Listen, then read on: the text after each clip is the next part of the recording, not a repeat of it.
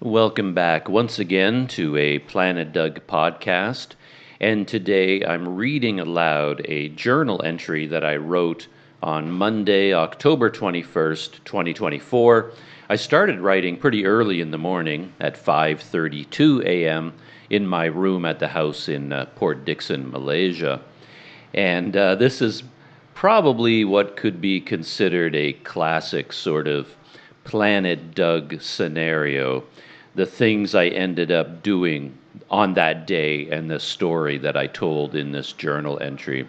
It's like a typical day from my world where I'm trying to get something done, but then I just get lost in things I don't even understand. And then when the day is finally over, after huge amounts of effort, nothing has happened. I haven't actually done anything or gotten anything accomplished. And as I think back over the day, I'm not quite sure what happened.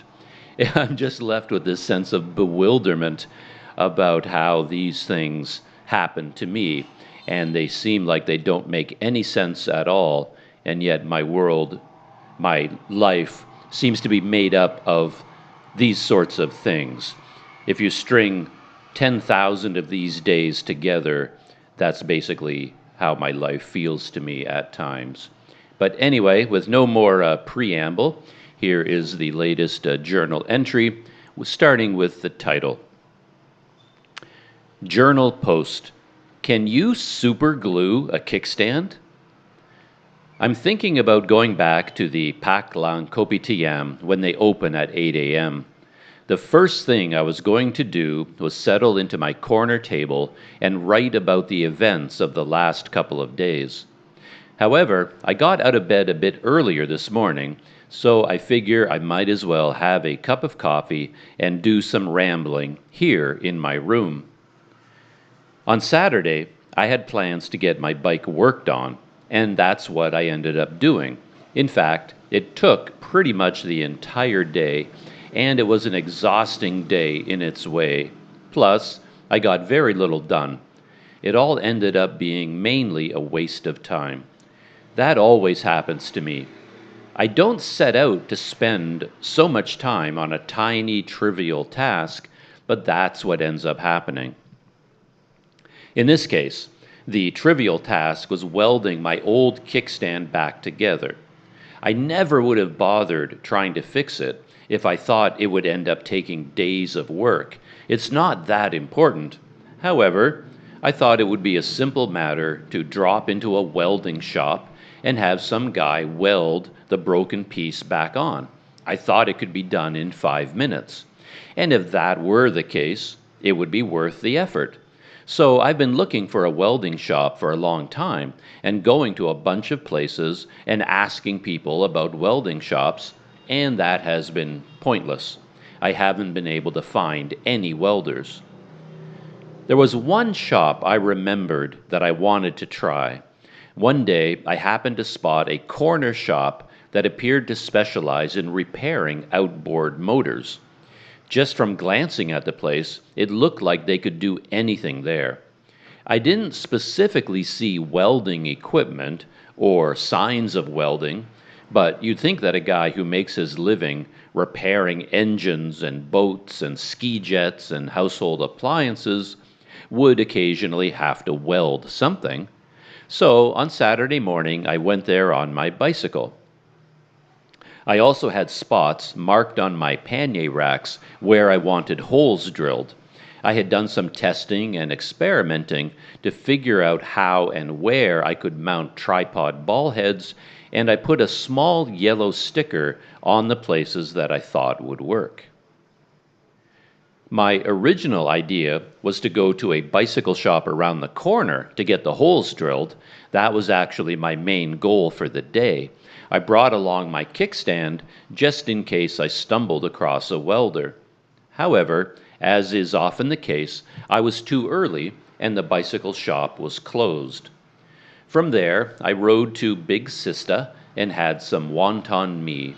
I figured I might as well have breakfast as I waited for the world to wake up around me. After the wonton mee, I rode my bike to the boat repair place. There wasn't a lot of activity when I showed up. but I did see one man sitting at a workbench.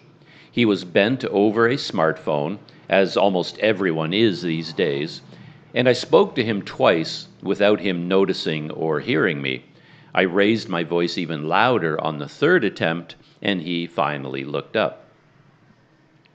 I was pleased to find out that he could speak a little bit of English.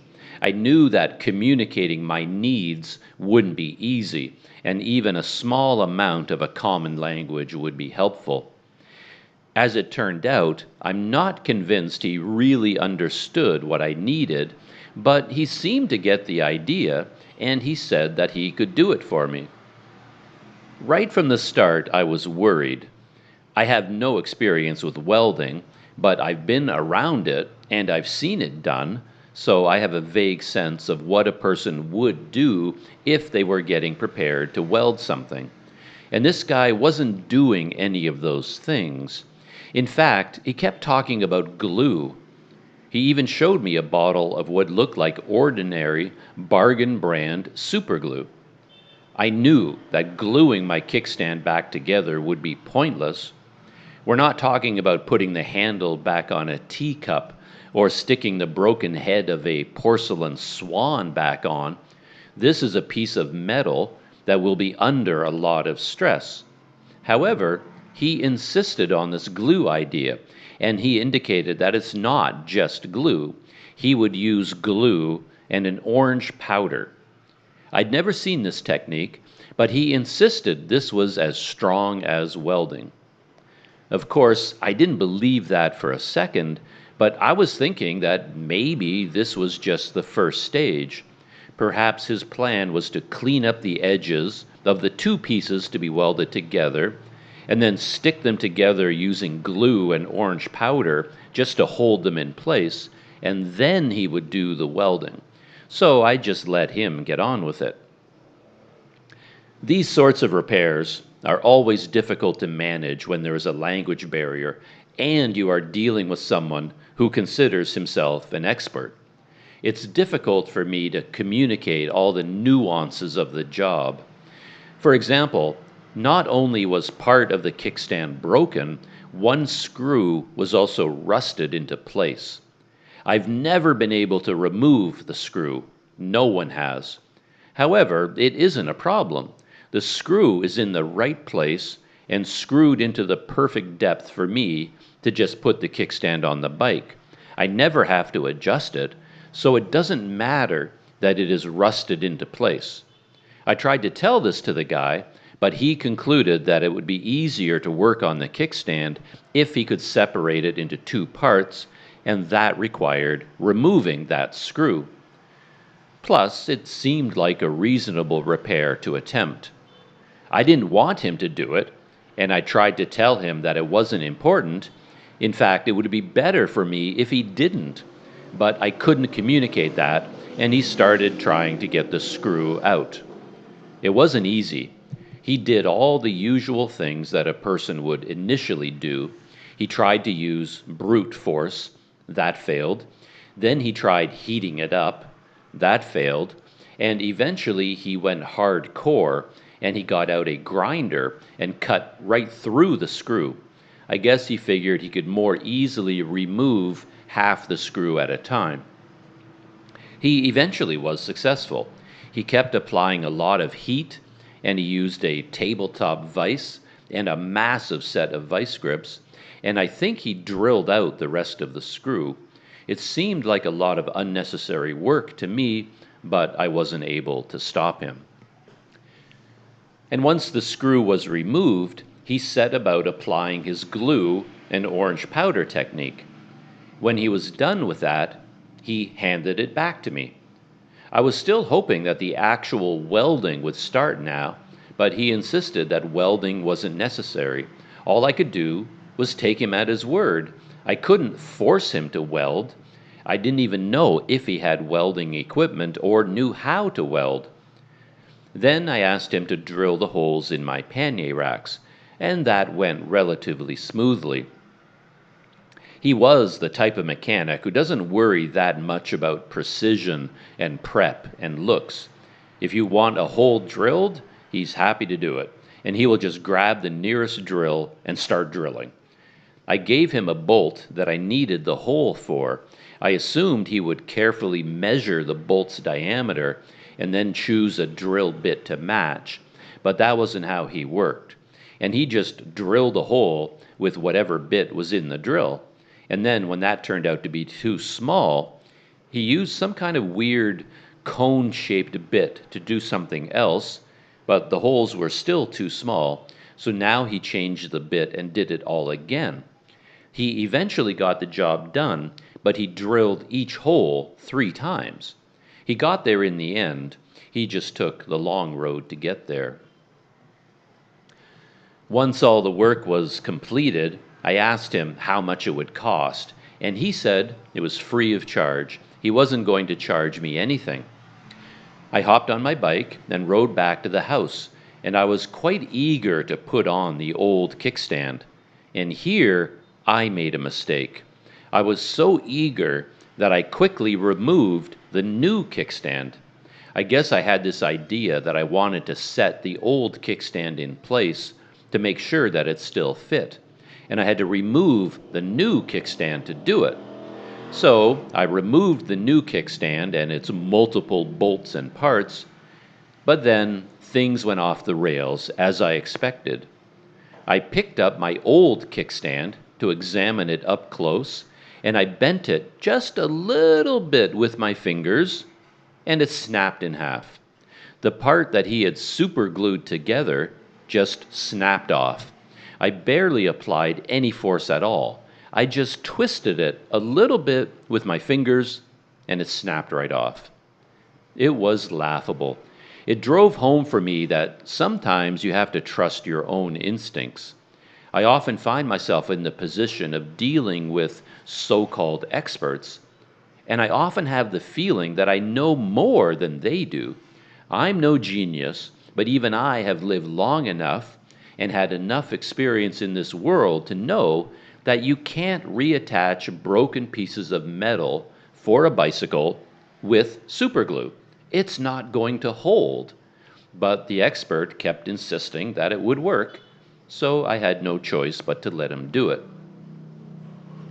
In the moment, I decided to go back to the shop. I had spent so much time on this job that I was in the mood to see it through. I figured since I was in the thick of it already, I might as well just hop on the bike and go back there and show him that his superglue job had already broken. He'd already done the work of fixing all the rusted screws, and he'd cleaned up the edges, so 60% of the job was already done. All they had to do was fire up the welder.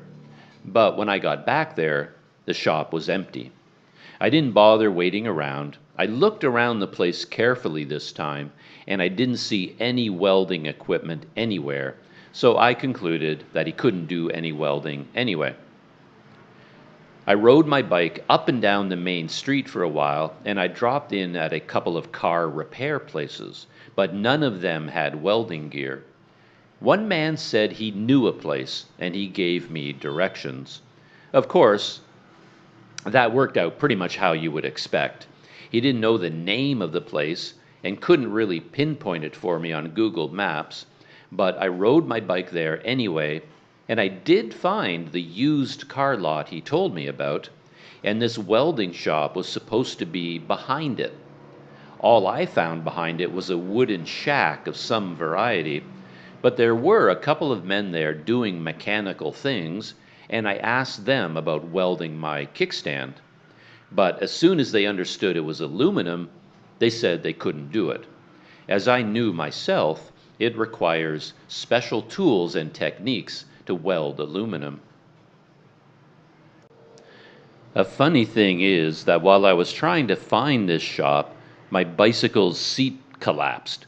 I had been adjusting the height earlier, and I hadn't tightened the seat post bolt enough, and the seat collapsed to its lowest point. And now I was reduced to riding around on this bike like it was a clown bike. It was so ridiculous. And simply riding around that part of Port Dickson was exhausting. There was so much traffic and so many one-way streets and barriers. I figured while I was out, I might as well get something to eat. So I dropped by my favorite Rojak and Chendol place, but it was packed. I tried a few times to get a table, but I failed each time. I was getting more and more stressed out and irritable. I decided to just go to 7-Eleven and get some cold milk. I thought I could sit inside in air-conditioned comfort and drink some milk and feel better. But, of course, the two tables at 7-Eleven were also occupied. I was getting more and more annoyed with life. I was annoyed with myself for wasting another day of my life on something as stupid as trying to fix a kickstand. How is it that 90% of my life ends up being devoted to trivia and pointless tasks? The only thing I accomplished on Saturday was getting the holes drilled, and I figured I might as well at least do a test with mounting the 360 camera. I had been shooting video the whole day on my GoPro, recording some of these events, and I thought I would finish the video by actually testing the new mounting system. I wasn't in the mood anymore, and I had no energy, but I had started the video, and I needed a conclusion. I took my bicycle and mounted the invisible selfie stick on the back and rode up and down the road outside the house. Then I moved the selfie stick to a couple of different positions. The test was relatively successful. The biggest problem was that with the selfie stick fully extended, it was pretty bouncy, and the camera bobbed up and down a lot. I would like to have a firmer selfie stick. While I was doing this test, I rode by my old house to see if Nizam was sitting outside, and to my delight, he was. I pulled up on my bike and I joined him for an hour. I had a cup of instant coffee and we chatted. I found out that he and KY and another friend had gone on a 3-day road trip to somewhere on the East Coast. Nizam mentioned a bunch of names of places, but I didn't recognize any of them. Nizam happened to be gone on the exact same days that there was no water in Port Dickson, so he missed all the bother and excitement. He didn't even know about the water service disruption. Sunday was not an eventful day. I was somewhat tired and stressed out about the events of the last little while, and I found it difficult to summon the energy to do anything. I had a bunch of 360 videos from my tests that I needed to reframe, and most of the day was spent doing that. Reframing 360 video and copying other video files always takes so much longer than you'd think. It's a task you think you'll accomplish in a minute or two so that you can then move on to something more important, and then it ends up requiring the entire day. Part of the problem, as always, was the size of the video files. I really have to forget about shooting in 4K. I don't have the equipment to handle it. I'm thinking that even if I do manage to pull off this Sumatra cycling trip, I will shoot video in 1080p the entire time. I'm so tired of 4K difficulties. It's a waste of time to spend entire days just copying video files. In my mind, the Sumatra trip is getting bigger and more focused on cycling. I'm tired of being a YouTube-style tourist. Nobody cares about the videos I shoot anyway, so I might as well just do what comes naturally and turn this trip into more of an expedition. The idea I'm developing is to not get bogged down exploring any one place. I'm thinking about cycling to Lake Toba, then to Sibolga, and then maybe even to Takengong. Sibolga and Takengong have both been on my radar for a long time. I've just never summoned the time and energy to go there. 9:06 a.m. I'm at Paklan Kopitiam now.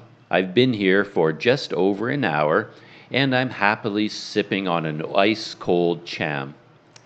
To my surprise, my tasks have gone relatively smoothly. I came here mainly so that I can connect the Vivo book to Wi-Fi and sign into my various online accounts, such as my Google account, my Microsoft account, WhatsApp, and other things. I was anticipating running into roadblocks and dead ends almost instantly.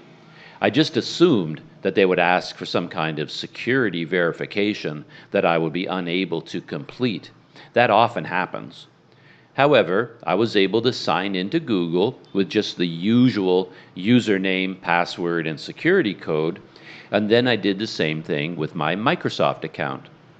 The one difference is that I was prompted to allow the system to use a pass key, which is essentially a PIN or Face ID or fingerprint.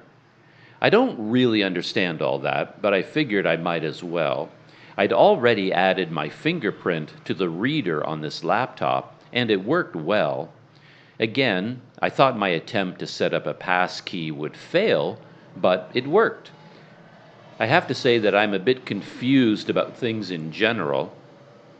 I have gotten so used to working in a world dominated by Google, Android, and the MacBook that suddenly swimming in the waters of a Windows laptop feels odd. I'm not always sure about what is going on. For example, this laptop still had a local account on it in the name of Lim's son, Sean. It was his laptop long ago. Of course, I have changed the password, and I have added my fingerprint. I am making the laptop mine, and then I signed into both Google and Microsoft. Yet the name Sean keeps popping up because that is the name of the local account. And I don't know what a local account is exactly. How is it different from my Microsoft account? Is it necessary to have one? Can I delete Sean's account and then add my own? I figured out that I could just change the name, so I did that, and now there is only one local account on this laptop, and it is in my name, but I don't really understand what I did or what is going on. The main motivation for signing into my Microsoft account today was to gain access to the Microsoft Store. I needed that access because every time I tried to play a video from my GoPro Hero 12 on this laptop, I was told that it couldn't play. The laptop doesn't have the codecs installed to play H.265 HVEC videos. And apparently, I could buy the appropriate codec from the Microsoft Store for 4 ringgit. But I don't think I'd ever done that before. I have the Google Play Store set up with automatic payments, but I don't have that for the Microsoft Store. And I found myself unclear about the differences. What is the Google Store for as opposed to the Microsoft Store? When do I need one and not the other? As I said, it's been a long time since I've swum in the waters of Windows and Microsoft. I assumed that once I had signed into my Microsoft account, I would have automatic access to the Microsoft Store. I thought it would just appear and I would be logged in, but that didn't happen. And to be honest, I wasn't even sure where the Microsoft Store was. I eventually found it on the taskbar, but when I launched it, I wasn't signed in. Signing into the Microsoft Store was separate from signing into your Microsoft account. So I did that, and I think it worked. And then I wasn't sure about how to get the right codec or codec pack. Eventually, I realized that when I clicked on a GoPro Hero 12 video file to play it, I was given an error message about the missing codec and a link to the Microsoft Store to download the appropriate one for 4 ringgit. I did that, and then I had to pay for it. I was nervous about adding my credit card details, but I saw that I could also use Digi and my phone. This was brand new territory for me, and I decided to do that. At first I was confused because in my head I mixed up Touch and Go with Digi. I simply entered my Digi phone number and PIN and thought the payment would go through. But I forgot that the Digi credit was not the same as Touch and Go credit, and I had 0 credit on Digi. It's impossible to keep any credit there because the Digi system just takes it all. Whatever you leave there just disappears over time, and I never know what happens to it. So what I needed to do was move some money from my Touch and Go account to the Digi account, and then once the money was there, I was able to use Digi and my phone to pay for the codec pack on the Microsoft Store. And then it was downloaded and installed. It took a surprisingly long time to complete the download and install, and I breathed a sigh of relief when it finished. But then I realized that all this time I was trying to play these videos with the Windows Media Player. And I would normally never use Windows Media Player. I would use something like VLC. I just hadn't thought about or downloaded VLC yet. And for all I knew, VLC didn't even need these codecs. Maybe it was only Windows Media Player that was missing the codecs, and VLC had them built in already. In any event, I had already purchased the H.265 codecs, and then I downloaded VLC and got it up and running, and then I downloaded and installed and signed into WhatsApp. Having done all that, I would consider this to be a very successful CHAM session. I'm still bothered by the fact that Sean appears all over this laptop, and I don't know how all accounts work. I was just trying to set up Microsoft's OneDrive, and it kept asking me to sign in, which I did, but then it wanted to store my OneDrive files in user Sean's folder, and that bugs me. So then I was wondering if I needed to delete Sean as a user. But how do you do that? Does it even matter? Perhaps I should take the time to do a complete factory reset on this laptop and start from scratch with only me as a user. Then perhaps things would make more sense. But I don't know how that works with Windows. Can I just do that? Or do I need login credentials for Windows? Anyway, I made some progress, and I'm very happy to be typing away on this laptop. And overall, I'm happier in this Windows environment than I was in the much more limited and confusing world of the MacBook. Everything is just so much easier to do and more intuitive. Everything makes sense to me as I try to do even simple tasks, such as move files from one folder to another. And I guess that is it for now. My other big task for today is to withdraw some money for my Sumatra trip. I want to have some Indonesian rupiah in advance. There's a chance that when I arrive in Tanjung Balai, they won't accept my tourist visa, and then my only option will be to buy another VOA at the dock, and for that I would need some cash. Also, the ferry boat staff used to check to make sure you had enough money to buy a VOA. That has changed now that you can get an eVOA, but they might still ask to see some money. I just have to walk down to the waterfront to the Maybank and try to withdraw money. Perhaps I can also change money. And that is the end of my written journal for that day. Yeah, it was quite the day and quite the experience. At the beginning, I talked about how I tend to have a lot of days like this.